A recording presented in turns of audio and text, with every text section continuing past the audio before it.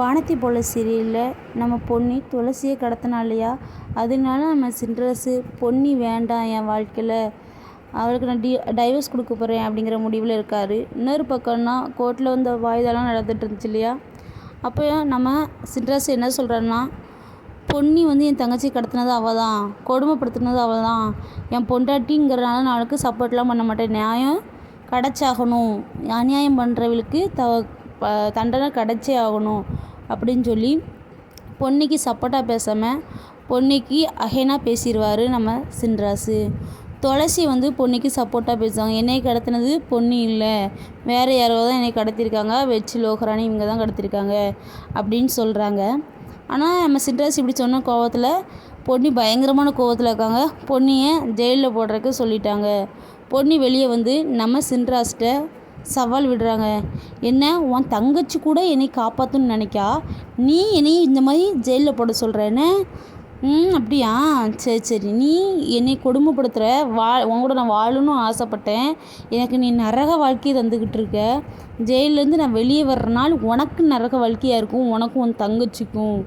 அண்ணன் தங்கச்சிங்கிற உறவை நான் கூடிய சீக்கிரத்துலேயே உடைப்பேன், தரமட்டமாக்குவேன் அப்படின்னு சவால் விட்டு சொடக்கு விட்டு பேசிட்டு போகிறா நம்ம பொன்னி.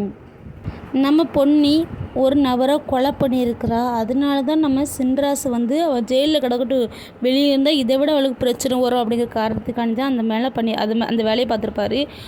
பொன்னிக்கு சப்போர்ட்டாக பேசாமல் இந்த மாதிரி பேசியிருக்கிறாரு. இது பொன்னிக்கு இன்னும் தெரியல, நம்ம மாம்ஸுக்கு தெரியும் நம்ம கொலை பண்ணது, அதனால தான் நம்ம இல்லக்க இருந்தால் நமக்கு நல்லதுன்னு நினைக்கிறாரு அப்படிங்கிறது தெரியாமல் துளசியையும் சின்ராசையும் பிரிக்கணும்னு நினைக்கிறா.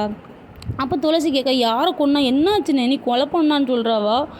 துளசிட்ட சொல்லிட்டு இருக்காங்க. ஆமாம், அவன் சரவணனா கொன்னுட்டா பொன்னி, அதனால தான் வெளியே இருந்த அவளுக்கு பிரச்சனை வரும் கண்டிப்பாக, அதனால தான் அவள் உள்ள இதுக்கும் தண்டனை அனுபவிச்சுட்டு வரட்டுன்னு சொல்லி விட்டுட்டேன். என்ன நீ சொல்கிற, கொன்னுட்டா செத்துட்டான் அப்படி இப்படின்னுட்டு என்ன நீ சொல்கிற?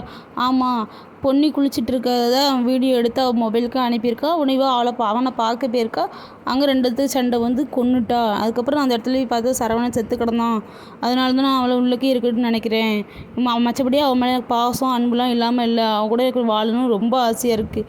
பட் அவள் செஞ்ச தப்புக்கு அவள் தண்டனை அனுபவிக்கணும் இல்லையா, அதனால மட்டும்தான் அவளை நல்லோக்கு இருக்க வச்சிருக்கா. அதுக்கும் வெளியே இருந்தால் அவளுக்கு வேறு மாதிரி பிரச்சனைகள் நிறைய வரும், அவள் உள்ளே இருக்கிறது நல்லது அப்படின்னு நம்ம சின்ராசு துளசிட்டு சொல்கிறாங்க.